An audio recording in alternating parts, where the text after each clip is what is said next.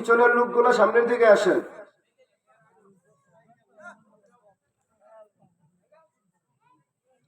আজকে যদি এখানে গানের মজমা হইতো তাহলে কি এতগুলা মানুষ হইতো না আরো বেশি হইতো? একটু জোরে কথা বলবেন, আমাকে একটু সহযোগিতা করবেন। কারণ কি জানেন? আসসালামু আলাইকুম ওয়া রাহমাতুল্লাহি ওয়া বারাকাতুহু।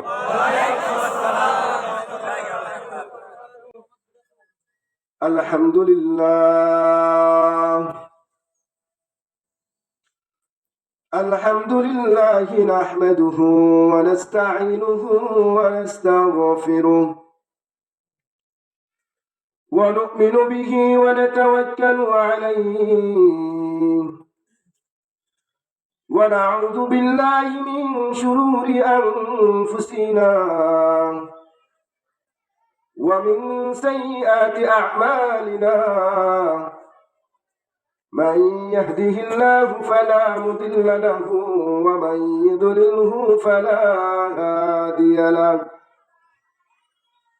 ونشهد أن لا إله إلا الله وحده لا شريك له ونشهد أن سيدنا وسندنا وحبيبنا وحبيب ربنا وطبيبنا وقلوبنا ومولانا محمدا عبده ورسوله الذي أرسله الله تعالى بالحق بشيرا ونذيرا وداعيا إلى الله بإذنه وسراجا وقمرا منيرا أما بعد فأعوذ بالله من الشيطان الرجيم بسم الله الرحمن الرحيم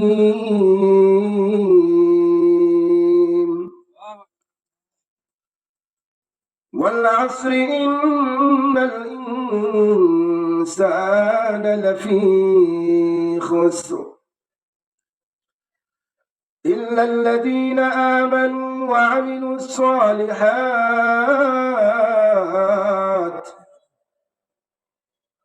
وتواصوا بالحق وتواصوا بالصبر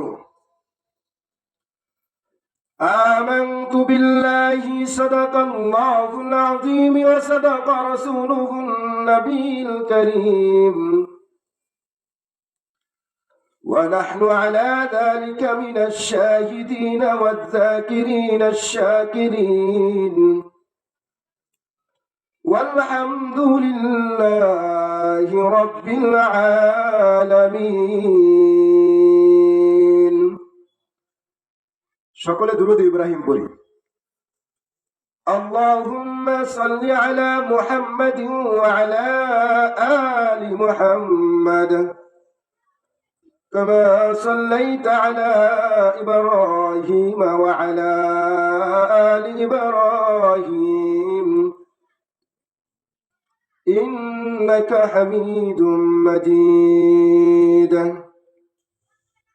اللهم بارك على محمد وعلى آل محمد كما باركت على إبراهيم وعلى آل إبراهيم إنك حميد مجيد سبحانك لا علم لنا إلا ما علمتنا إنك أنت العليم الحكيم الحمد لله সোনালিয়া আবুল মার্কেট জামিয়া মসজিদ এর উদ্যোগে ২৭তম বার্ষিক ওয়াজ মাহফিল।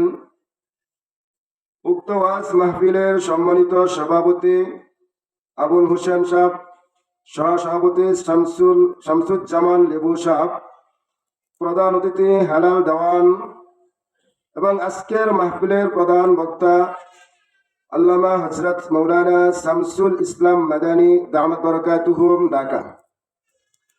মঞ্চে উপবিষ্ট আছেন এলাকার গণ্যমান্য ব্যক্তির সামনে উপবিষ্ট আমার বাবার সমতুল্য বৃদ্ধ বাবাজিরা, আমার সমতুল্য যুবক ভাইরা, স্নেহের ছোট ভাইরা, পর্দার আড়ালের আমার মা ও ভগ্নীগণ, আল্লাহ তাআলার দরবারে শুকরিয়া আদায় করি যে আল্লাহ রাব্বুল আলামিন আমাদেরকে এই জান্নাতে বাগানের ভিতরে আসার এবং ধৈর্য ধরে বসার, মাহফিলের শেষ পর্যন্ত থাকার সমজ দান করেছেন। দান করুন, সকলে বলি আলহামদুলিল্লাহ। আবার বলি আলহামদুলিল্লাহ। আমি একটা আয়াতে কারিমা তিলাওয়াত করেছি, কোরআনের একটি সূরা, ছোট্ট একটি সূরা, সূরাতুল আসর। আসরুন শব্দের অর্থ হইল কসম বা কাল। আল্লাহ তাআলা এই আসরুন শব্দ দ্বারা কসম খেয়ে, সময়ের কসম খেয়ে আল্লাহ তাআলা বলতেছেন, কি বলতেছেন? ইন্নাল ইনসানা লাফি খুসর। দুনিয়ার সমস্ত মানুষগুলা ক্ষতির ভিতরে রয়েছে। কোথায় রয়েছে? দুনিয়ার সমস্ত মানুষগুলা কোথায় রয়েছে?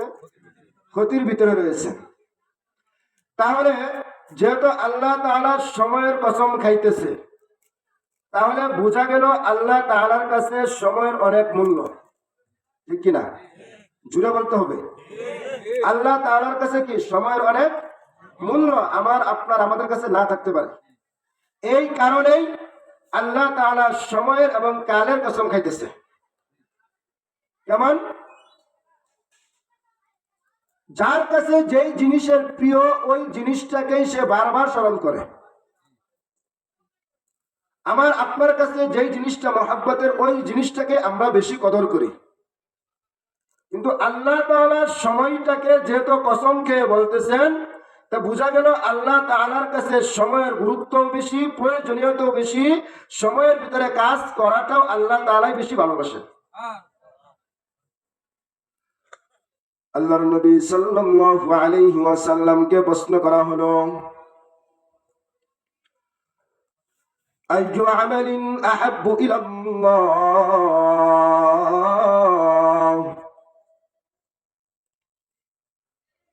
ওগো আল্লাহর নবী, আল্লাহ তাআলার কাছে সবচাইতে মহব্বতের সবচাইতে প্রিয় জিনিস কোনটা?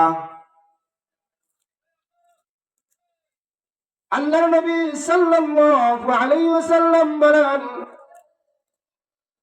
আসসালাতু আলা ওয়াক্তিহা।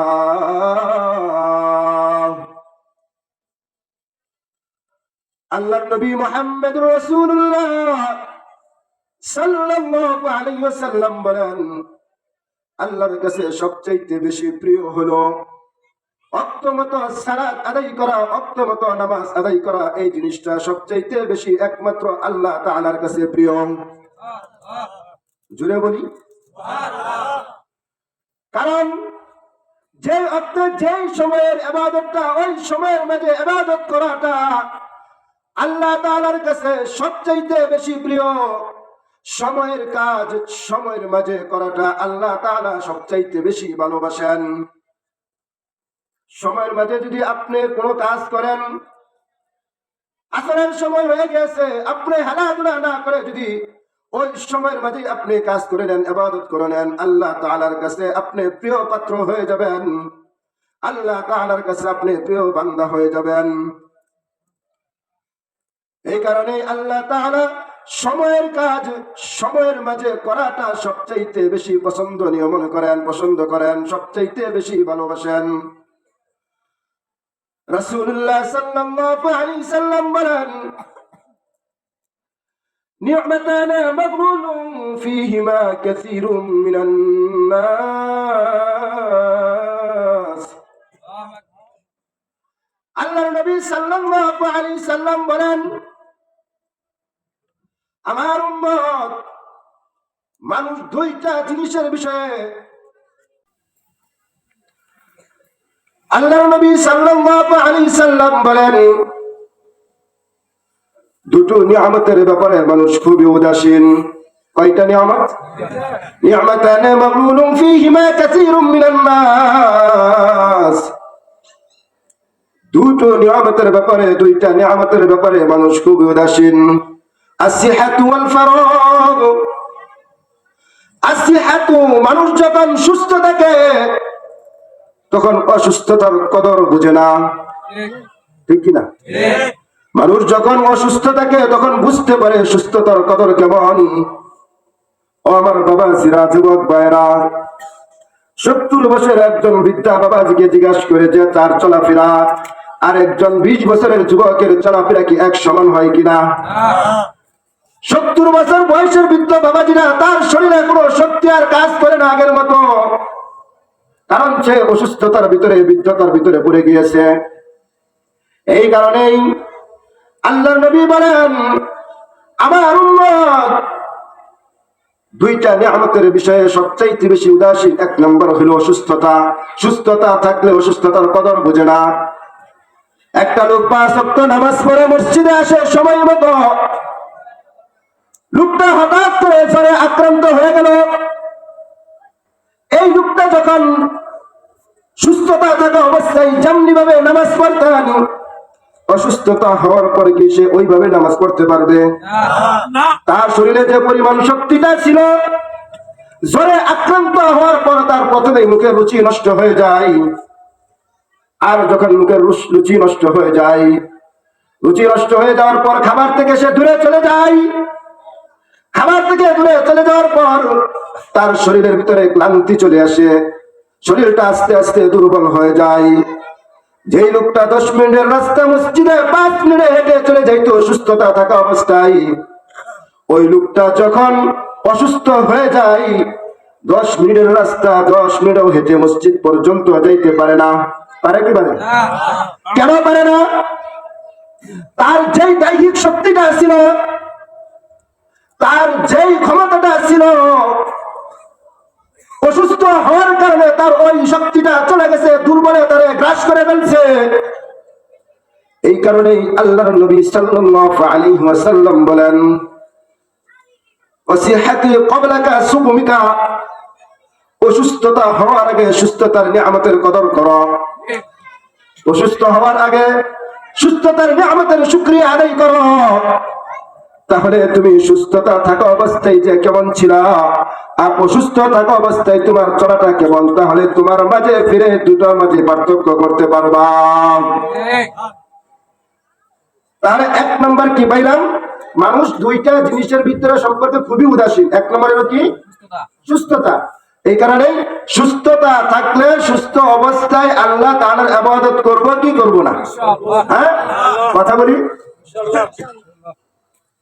আল্লাহর নবী বলেন 2 নম্বর হলো ওয়াল ফারাগ, অবসর সময়। ও আমার বাবাজিরা শুনুন, ও আমার যুবক ভাইরা, মানুষ যখন জান্নাতে চলে যাবে, জান্নাতে যাওয়ার পর মানুষ সবচাইতে বেশি আফসোস করবে, সবচাইতে বেশি কষ্টদায়ক মনে করবে ওই সময়টা, যেই সময়টা সে চার হোস্টেলে বসে বসে চা পান করতে করতে ঘন্টার পর ঘন্টা পার করে দিছে, যেখানে আল্লাহর তাসবিহ পড়া হয় না, আল্লাহর তাসবিহ পাঠ করা হয় না, বন্ধুর সাথে কথা বলতে বলতে সময় নষ্ট করে দিয়েছে।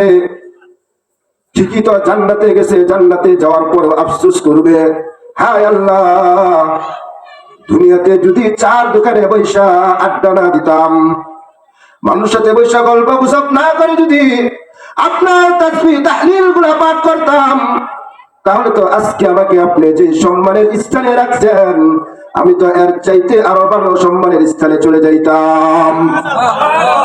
এই কারণে এই সময়ের কদর করা, সময়কে অপচয় করা যাবে না। ও যুবক ভাইরা শুনো, 5 মিনিটের জন্য তুমি মোবাইলে প্রবেশ করা, মোবাইলে খবর দেখার জন্য ফেসবুকে ইউটিউবে বিটমারে ঢুকে খবর দেখো, ঢুকছো 5 মিনিটের নিয়ত করে, তুমি 5 মিনিটের কথা বলে তোমার কাছ জীবন থেকে 5 ঘন্টা চলে গেছে, তুমি নিজেও ভালো করে জানো না। হয় কি হয় না? খবরটা দেখি কি জানি আইতেছে, এমন যুবক তার চিন্তার বাইরে বন্ধুর সাথে করে ঘন্টার পর ঘন্টা চলে যাচ্ছে, মোবাইল থেকে এসে বের হচ্ছে না, সময় নষ্টের দিকে যাচ্ছে। তো যুবক তো জানে না যুবকের জীবন থেকে যে কি সুন্দর দিনগুলো চলে যাচ্ছে, কি সুন্দর সময়গুলো চলে যাচ্ছে। যুবক যদি এই সময়টা আল্লাহর ইবাদত করতো, আল্লাহর জন্য সময় ব্যয় করতো, তাহলে যুবক তোমার যে আশঙ্কা ছিল, তোমার যে মাকসাদ ছিল, তুমি অতি অল্প সময়ে সেই পর্যন্ত পৌঁছাইতে পারতাম। এই কারণে সময়ের জান্নাতে যাওয়ার পর জান্নাতবাসীরা যেই সময়টাকে অপচয় করেছে ওই সময়টার জন্য আফসোস করবে, আর একটু যদি ইবাদত করতাম আরো ভালো জান্নাতে যাইতাম। এই কারণে সময়ের গুরুত্ব দিতে হবে কি হবে না? ইমাম বুখারী রাহমাতুল্লাহি আলাইহি, ইমাম তিরমিজি রাহমাতুল্লাহি আলাইহির উস্তাদ তিনি বর্ণনা করেন, তিনি বলেন আমি 30 বছর যাবত পর্যন্ত আমার হাত দ্বারা কোনোদিন আমি আমার খাবার খাই নাই। সুবহানাল্লাহ। কয় বছর? 30 বছর যাবত ধরে আমি আমার হাত দ্বারা কোনোদিন আমি খাবার খাই নাই। এই 30 বছর আমার বোন আমাকে খাবার খাইয়ে দিছে, আর আমি বৈশা বৈশা হাদিস লিখছি। এই কারণে যেন আমার কাছ থেকে একটা সময় যেন নষ্ট না হয়ে যায়। সুবহানাল্লাহ। এই ছিল আমাদের আকাবির। ভাত খাবো সময় নষ্ট হয়ে যাবে, হাদিস লিখতে পারতাম না। 30 বছর যাবত পর্যন্ত বোনে ভাত খাওয়াই দিছে ভাইকে, আর ভাই একটা সেকেন্ড নষ্ট করে নাই। ওই খাওয়ানো অবস্থায় ভাত খাচ্ছে আর এদিক দিয়ে হাদিস লিখতে শুরু করছে। তারা ছিল সময়ের গুরুত্ব দেওয়ার কারণেই আজকে তাদের নাম নিতে আমরা বাধ্য। তাহলে আমরা না, কিয়ামতের আগ পর্যন্ত তাদের নাম নিবে। এই কারণে আল্লাহর নবী বলেন মানুষ দুটা জিনিসের বিষয়ে খুবই উদাসীন। এক নম্বর হলো আসিহাতু ওয়াল ফারাগ, এক নম্বর হলো সুস্থতা থাকা অবস্থায় এটার কদর বুঝে না, এটার নিয়ামতের শুকরিয়া আদায় করে না। 2 নম্বর হলো সময়ের কাজ সময় মতো না করার কারণে, এই সময়কে মূল্যায়ন দেওয়া না করার কারণে সে তার আসলে মঞ্জিলে মাকসাদে পৌঁছতে পারে না। এই কারণে আল্লাহ রাব্বুল আলামিন এই সূরার শুরুতেই বলতেছেন ওয়াল আসর, আল্লাহ সময়ের কসম খাইতেছেন, সময়ের কসম খেয়ে বলতেছেন ইন্নাল ইনসানা লাফী খুসর, দুনিয়ার সমস্ত মানুষগুলা ক্ষতিগ্রস্ত। দুনিয়ার যত মানুষ আছে সমস্ত মানুষগুলা ক্ষতিগ্রস্ত। তাহলে বোঝা যায় আমরা যারা এখানে আসছি সকলেই ক্ষতিগ্রস্তের ভিতরে আছি, ঠিক না? এরকম বোঝা যাচ্ছে। আল্লাহ তাআলা এখানে বলতেছেন সময়ের কসম, কালের কসম খাওয়ার পর বলতেছেন দুনিয়ার সমস্ত মানুষগুলা ক্ষতির ভিতরে রয়েছে, ক্ষতিগ্রস্তের ভিতরে রয়েছে, ইল্লা তবে 4 শ্রেণীর লোক ছাড়া, 4 শ্রেণীর লোক ছাড়া সমস্ত মানুষগুলা ক্ষতির ভিতরে রয়েছে।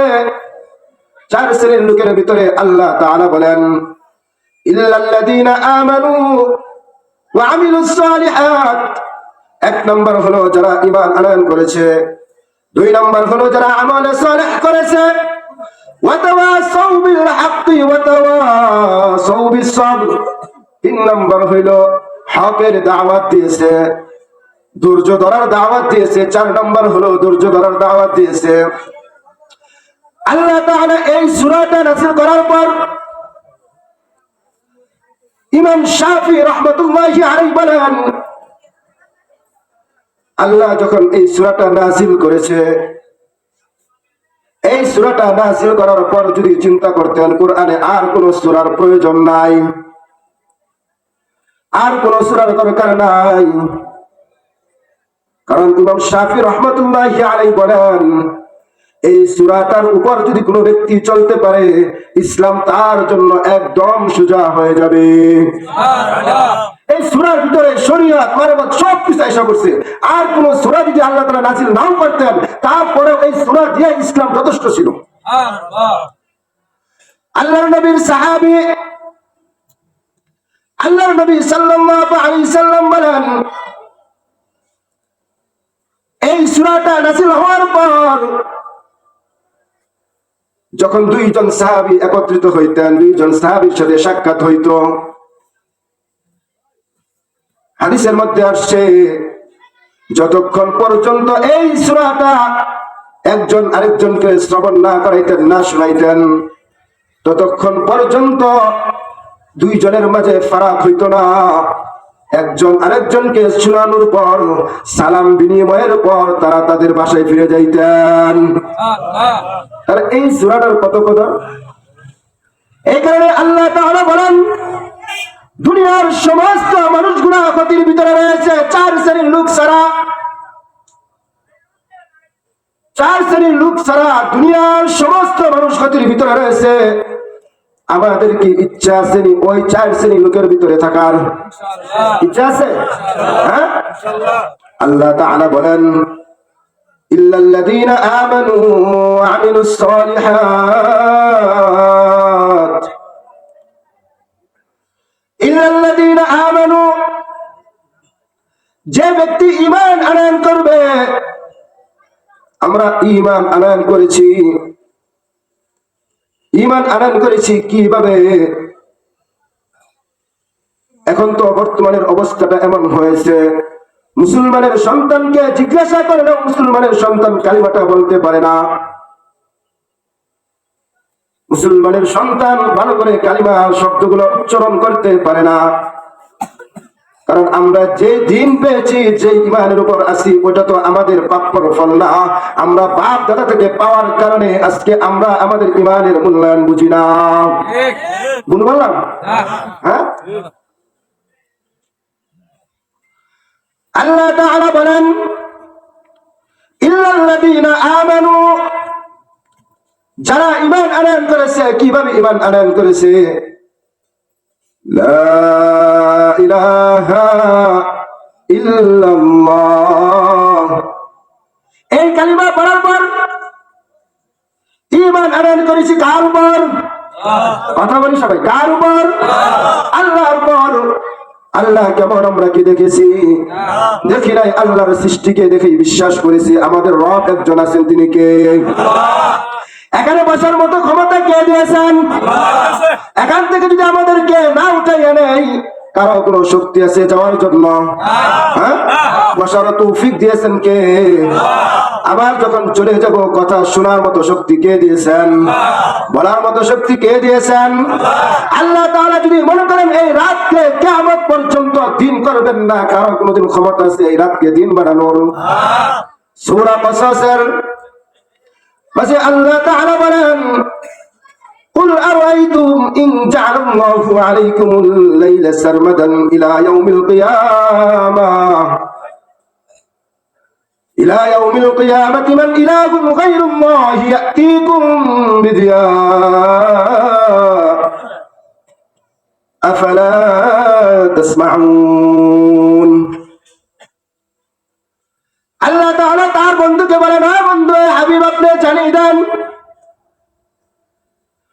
তারা যেন আমাকে বলে দেয়, ইন জাআলাল্লাহু আলাইকুমুল লাইলা সারমাদান ইলা ইয়াউমিল কিয়ামাহ, আমি আল্লাহ তাআলা যদি রাতকে কিয়ামত পর্যন্ত রাত বানিয়ে রাখি, কিয়ামত পর্যন্ত যদি এভাবে রেখে দেই, মান ইলাহুন গায়রুল্লাহ, আরো কোনো ইলাহ, আরো কোনো খোদা আছে কি এই রাতকে দিন বানানোর? আরো কেউ আছে? আরো কোনো মাহবুদ আছে? আল্লাহ তাআলাই প্রশ্ন করে আল্লাহ তাআলাই জবাব দিতেছেন। আল্লাহ তাআলা বলেন, আমি এই রাতকে যদি কিয়ামত পর্যন্ত রাত বানিয়ে রাখি, এমন কোন খোদা আছে যে এই রাতকে দিন বানিয়ে দিবে তোমাদের জন্য? এমন কোন মালিক আছে কি? আল্লাহ তাআলা বলেন, এরপরেও কি তোমরা কর্ণপাত করবে না? এরপরেও কি তোমরা বুঝবে না? পরের আয়াতে আল্লাহ তাআলা বলেন, قل أرأيتم إن جعل الله عليكم النهار سرمدا إلى يوم القيامة من إله غير الله يأتيكم بليل تسكنون فيه أفلا تبصرون। আল্লাহ তাআলা বলেন, আপনি তাদেরকে জানিয়ে দেন আমি আল্লাহ তাআলা যদি দিনকে কিয়ামত পর্যন্ত দিন বানিয়ে রাখি, কিয়ামত পর্যন্ত দিন অবস্থায় রেখে দেই, এমন কোন ইলাহ আছে যে তারা সারাদিন কাজ করার পর বিশ্রামের জন্য অন্ধকারে রাতের আবরণ পাবে, রাত খুঁজে পাবে? এমন কোন মাবুদ আছে কি আমাকে সারা যে তারা দিনকে রাত বানিয়ে তারা আবরণের জন্য আরাম আয়েশের জন্য যাবে? আল্লাহ তাআলা বলেন আমি যদি দিনকে কিয়ামত পর্যন্ত দিন বানিয়ে রাখি, সারাদিন কাজ করার পর শরীর ক্লান্ত হয় না? আরামের জন্য যাই না আমরা? হ্যাঁ, এই যে রাতের আবরণ আসার পর যখন অন্ধকার চোখে চলে আসে অটোমেটিক ঘুম আসে। এই যে বিষয়টা আল্লাহ তাআলা বলতেছেন এমন কোন ব্যক্তি আছে যে সারা দিন কাজ করার পর তাদেরকে রাতের আবরণ, রাতে আরাম করার জন্য রাত বানিয়ে দিবে? এমন কোন খোদা কি আরো আছে?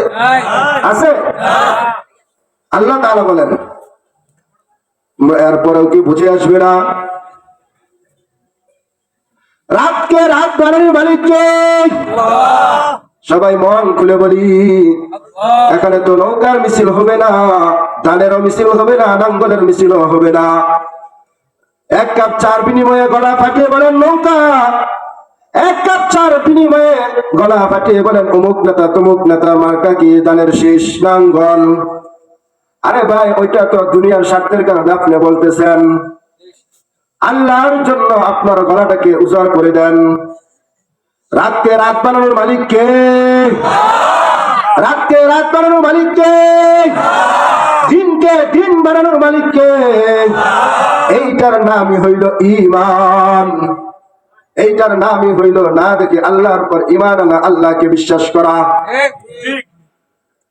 একটা লোক 5 ওয়াক্ত নামাজ পড়ে, নামাজি মানুষ, শুক্রবার দিন জুমার নামাজ পড়ে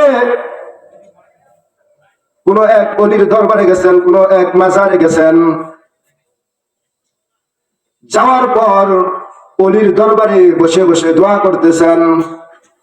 অলির জন্য দোয়া করেন, ও মালিক তুমি আল্লাহ এই অলিকে কবরের ভিতরে আরামের স্থান দান করো, এই অলির কবরকে জান্নাতুল ফেরদাউসের মাকাম বানায় দাও। ওগো মালিক এই অলির কবরকে তুমি সম্মানিত করে দাও। অলির জন্য দোয়া কার কাছে চাইতেছে? কার কাছে? আল্লাহর কাছে চাইতেছে। দোয়া শেষ করার পর এবার বলতেছে ও অলি আমি তো বিবাহ করেছি 5 থেকে 7 বছর যাবত করে, আমার তো কোনো বিবি ভাই, আমার তো কোনো বাচ্চা হয় না, আমার বিবির কোনো বাচ্চা হয় না। ও অলি আমার জন্য, আমার বিবির জন্য বাচ্চা হয় সেই ব্যবস্থা করে দাও। নাউজুবিল্লাহ, নাউজুবিল্লাহ বলি। অলির জন্য কার কাছে চাইছে? কার কাছে চাইছে? আর নিজের জন্য কার কাছে চাইতেছে? আল্লাহ তাআলা বলেন লিল্লাহি মুলকুস সামাওয়াতি ওয়াল আরদ ইয়াখলুকু মা ইয়াশা ইয়াহাবু লিমান ইয়াশাউ ইনাসা ওয়া ইয়াহাবু লিমান ইয়াশাউ যুকুর আও ইউযাওযিজুহুম যুকরানান ওয়া ইনাসা ويجعل من يشاء عقيما। আল্লাহ তাআলা বলেন লিল্লাহি মা ফিস সামাওয়াতি ওয়াল আরদ, তিনি যিনি আসমান এবং জমিনের মালিক। ইয়াখলুকু মা ইয়াশা, তিনি যা ইচ্ছা করেন তাই চান, যা ইচ্ছা করেন তাই সৃষ্টি করেন। ইয়াহাবু লিমান ইয়াশাউ ইনাসা ওয়া ইয়াহাবু লিমান ইয়াশাউ যুকুর। মালিক বলেন আমি আল্লাহ যাকে ইচ্ছা ছেলে সন্তান দান করি। কে দান করার মালিক? কোন পীর বাবা নেই, কোন মাজার ওয়ালা নেই। নামাজ না পড়ে মাজারে পড়ে থাকে, মাজারের টাকা দিয়ে চলতেছে, বাবার নাম বেঁচে খাইতেছে। শরীরের কাজ দিয়ে গেলে মনে হয় 1 মাস ধরে গোসল করে না। ওর চাইতেও বেশি পরিষ্কার ঘরের ছাগলটা। আছে না এমন বাবা? আল্লাহ তাআলা বলেন, আমি যাকে ইচ্ছা সন্তান ছেলে সন্তান দান করি, যাকে ইচ্ছা মেয়ে সন্তান দান করি, আবার যাকে ইচ্ছা ছেলে সন্তান উভয়টাই দান করি। তাহলে ছেলে দেওয়ার মালিককে, মেয়ে দেওয়ার মালিককে, ছেলে এবং মেয়ে উভয়টাই দেওয়ার মালিককে। একজনের শুধু ছেলেই হচ্ছে, মেয়ে হয় না। তাহলে এই ছেলেগুলা দেওয়ার মালিক কয়জন? কয়জন? একজন, সে কে? যার শুধু মেয়েই হচ্ছে, মেয়ে দেওয়ার মালিক কে? মেয়ে দেওয়ার মালিক আল্লাহ, ছেলে দেওয়ার মালিক আল্লাহ। আল্লাহ তাআলা বলেন, আমি কাউকে ছেলে দেই, আবার কাউকে মেয়ে দেই, আবার কাউকে উভয়টাই ছেলে এবং মেয়ে দিয়ে দান করে থাকি। ইয়াখলুকু মা ইয়াশা ইয়াহাবু লিমান ইয়াশাউ ইনাসাও ওয়া ইয়াহাবু লিমান ইয়াশাউ যুকুর আও ইউযাওয়িজুহুম যুকরানা ওয়া ইনাসা ওয়া ইয়াজআলু মান ইয়াশাউ আকিমা। আল্লাহ তাআলা বলেন, আবার কাউকে আমি ছেলেও দেই না, মেয়েও দেই না, তাকে আমি বান্দা বানিয়ে রাখি, তার ভবিষ্যতে কোনো সন্তান আসবে না। এই বান্দা বানিয়ে রাখার মালিক কে? আল্লাহ যদি বান্দা বানিয়ে রাখেন, ছেলে সন্তান না দেন, তাহলে কোন বাবার দেওয়ার ক্ষমতা আছে? কোন পীর বাবার, কোন সাধু বাবার, কোন অলির? তাহলে সন্তান দেওয়ার মালিক কে? আল্লাহ। সন্তান না দেওয়ার মালিক কে? আল্লাহ। এই বিশ্বাসটার নাম হইল ঈমান। এটুক ঈমান বুঝছেন? এই জিনিসটার, এই বিশ্বাসটার নাম করাটাই কি? ঈমান। এটুক তো বুঝছি। ঈমানের উপরে আলোচনা করলে রাত চলে যাবে। তাহলে আল্লাহ তাআলা বলেন, 4 শ্রেণীর লোক ছাড়া সমস্ত মানুষ ক্ষতির ভিতরে আছে। 1 নম্বর হলো যারা ঈমান আনয়ন করবে। ঈমান আনয়ন সম্পর্কে বুঝলাম তো, সমস্ত বিষয়ের মালিককে।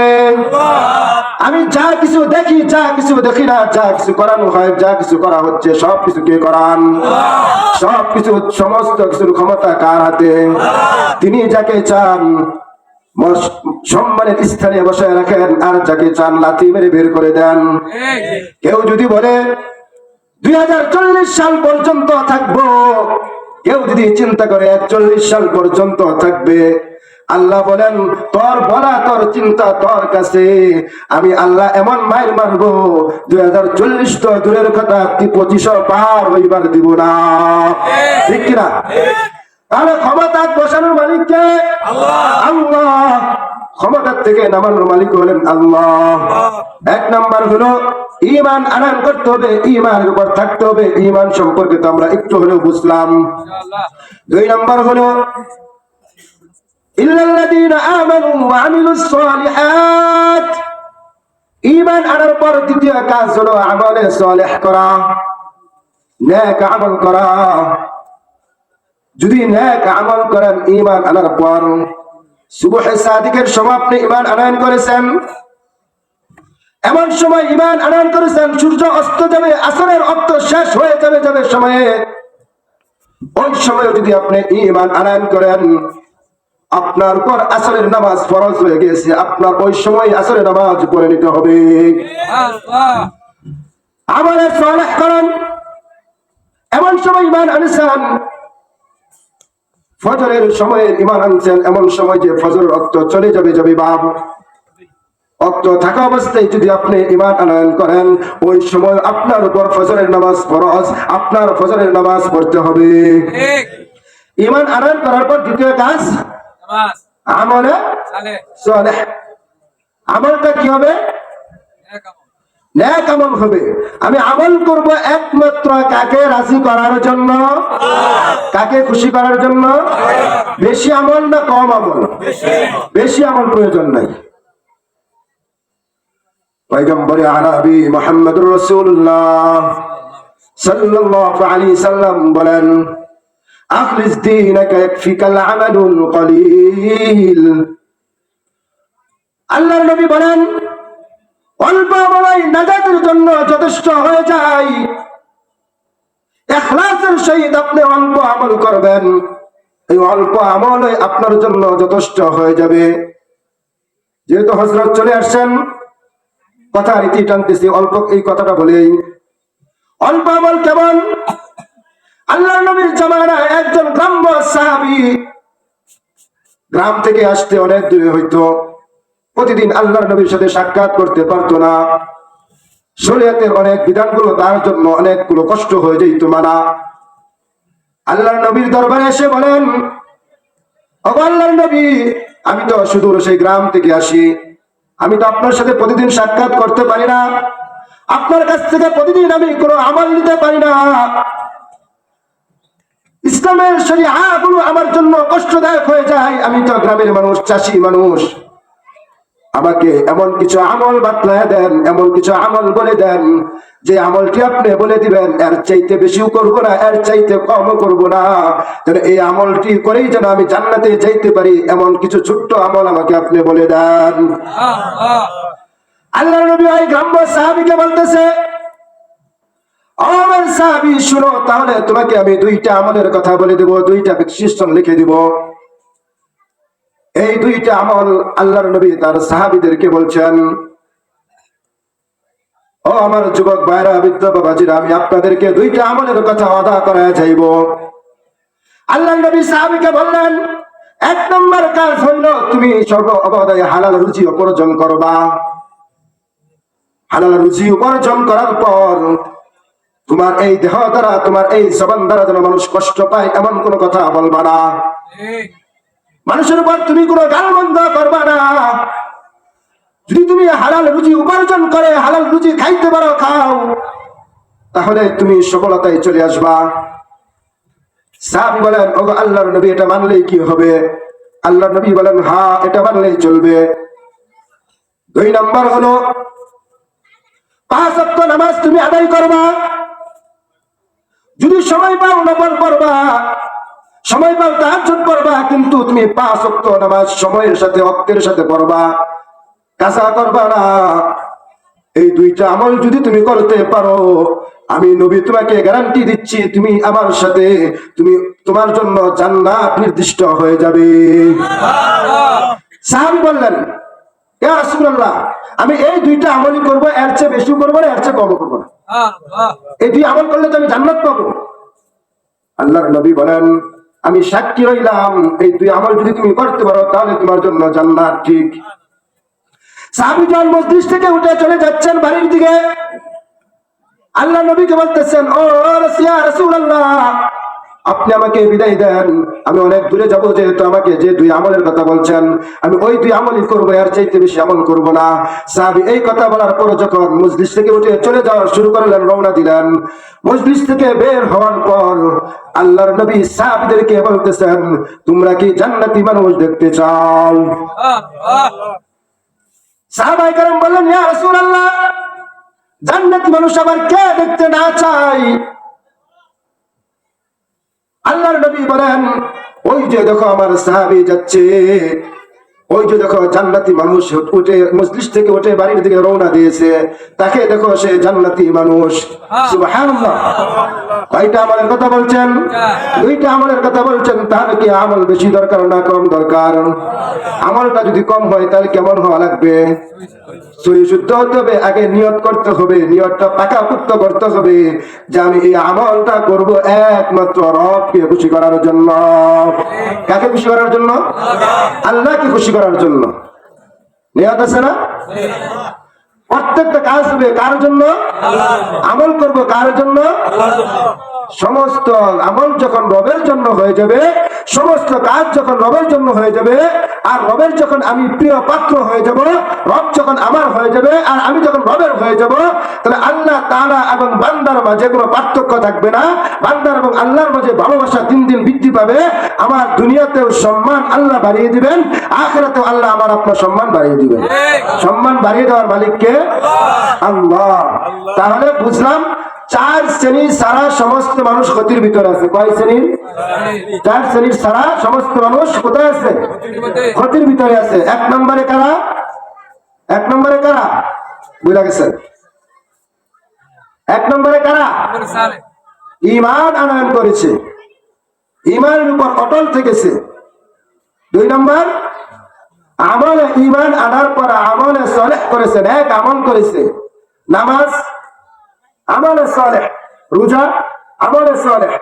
এই সব কাজগুলো যখন আল্লাহ তাআলার জন্য হবে, এই আমলটা যখন নিয়ত পাকাপোক্ত করে ইখলাসের সহিত হয়ে যখন আল্লাহর জন্য হবে, তখন একজন আমলে সালেহ, আমি একজন নেককার ব্যক্তি হয়ে যাব। বাকি হলো কয়টা? দুইটা। একটা হলো কি? ওয়াতাওয়াসাউ বিল হক ওয়াতাওয়াসাউ বিস সবর। এই দুইটার উপর আমল করি। বাকি দুইটা বলার সময় নাই, যেহেতু হযরত চলে আসছে। হ্যাঁ, কোনোদিন যদি দেখা হয় তাহলে বাকি দুইটা ইনশাল্লাহ বলবো। যে কথাগুলো বললাম ভাঙ্গাচোরা কথা, আগে বলনেওয়ালা পরে শুননেওয়ালা উভয়কেই সকলকেই আমল করার তৌফিক দান করুন, আমিন। ওয়া আখিরু দাওয়ানা আলহামদুলিল্লাহি রাব্বিল আলামিন। আসসালামু আলাইকুম ওয়া রাহমাতুল্লাহি ওয়া বারাকাতুহু।